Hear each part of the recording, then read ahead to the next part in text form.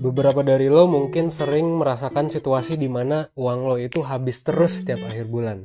Tapi lo bingung, dan akhirnya lo pun bertanya, kenapa ya uang gua bisa habis? Emang gua ngapain aja? Nah, kalau itu yang lo rasain setiap bulannya, maka lo ada di video yang tepat. Kali ini, gue bakal ngasih tahu lo tentang cara buat ngatur keuangan lo. Video ini akan ada berpart-part. Dan di part 1, video ini akan membahas tentang salah satu cara mengatur keuangan yang bisa lo adopsi, yaitu 50-30-20 Principle, atau prinsip pembagian keuangan jadi 50%, 30%, dan 20%. Prinsip ini juga seringkali disebut sebagai the balance money formula. Sebenarnya, mengatur keuangan itu ada banyak caranya. Tapi kali ini gue bakal fokusin ngebahas tentang prinsip 50-30-20 ini. Di video part-part selanjutnya, gue akan lanjut dengan ngomongin prinsip dan cara pengaturan keuangan lain. Biar nanti lo bisa milih cara yang paling cocok buat lo. Ngomong-ngomong tentang 50-30-20 Principle, sebenarnya ini adalah formula yang bertujuan agar kita bisa save money sambil tetap menikmati beberapa kemewahan. Jadi, berapapun gaji lo, harusnya sih prinsip 50-30-20 ini bisa membantu lo untuk save money sambil tetap menikmati hidup. Nah, gimana sih caranya? Sesuai dengan namanya, prinsip 50-30-20 itu pada dasarnya membagi pengeluaran lo ke dalam 3 kotak, yaitu kotak 50%, 30%, dan 20%. 50% dari pengeluaran lo digunakan untuk memenuhi kebutuhan dasar yang nggak bisa diganggu-gugat, seperti biaya makan, bayar kosan, nyicil rumah, dan kendaraan. Dan itu ada pulsa, internet, listrik, dan lain sebagainya. Nah, 20% dari pengeluaran lo itu digunakan untuk menabung atau investasi. Misal, seperti tabungan emas, reksadana, deposito, dan sebagainya.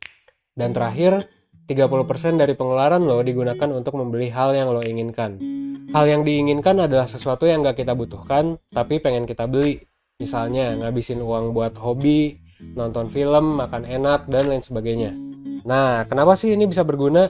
Kalau menurut pencetus prinsip ini, yaitu Warren dan Tyagi, lo gak boleh spend kebutuhan dasar lo lebih dari 50% pemasukan lo, biar lo bisa hidup enak. Kenapa sih harus 50% angkanya? Well, sebenarnya gak harus banget 50% sih. Cuman ya fenomena di US, itu polanya emang orang-orang ngabisin duit lebih dari 50% biasanya. Cuman buat kebutuhan dasar doang. Dan buat kebutuhan doang pun bisa jadi nyampe 90-100%. Bahkan lebih dari jumlah pengeluaran mereka dengan menggunakan kartu kredit. Belum lagi cicilan student loan yang mereka harus bayar, yang tentunya sangat amat banyak. Karena di US juga rata-rata orang dewasa perlu membayar student loan dari duit yang mereka pinjem buat kuliah sarjana. Kalau menurut gua, kenapa prinsip ini bisa berhasil sih? Karena lo udah punya 3 kantong berbeda di awal. Ya, kata kuncinya adalah membagi penghasilan lo di awal, supaya emang benar-benar kepisah dan gak kepake. Lo bisa ngebaginya pakai rekening, atau pakai amplop, atau pakai apapun itu. Yang penting, pastiin aja bahwa duit lo itu udah bener-bener kebagi. Jangan sampai duit di kantong 1 kepake buat kantong 2, atau sebaliknya. Gitu sih. Berikut ini adalah beberapa tips biar lo bisa berhasil melakukan prinsip keuangan ini. Pertama, hitung pemasukan bersih lo setiap bulannya. Pemasukan ini bisa dari gaji lo setiap bulannya atau uang jajan dari orang tua lo, kalau emang lo masih dibiayai oleh orang tua. Kedua, siapkan alat-alat yang diperlukan, bisa amplop, tempat penyimpanan uang, atau rekening bank. Jika menggunakan rekening, buatlah rekening khusus untuk kebutuhan, rekening khusus untuk tabungan, dan juga rekening khusus untuk keinginan. Ketiga, pisahkan uang tersebut sesuai dengan tempatnya. Pastikan uang tersebut tidak akan terpakai setelah lo pisah. Kalau misalnya lo bikin rekening baru, misal untuk tabungan, coba aja untuk jangan gunakan ATM. Atau lo bisa coba batasi limit penarikan.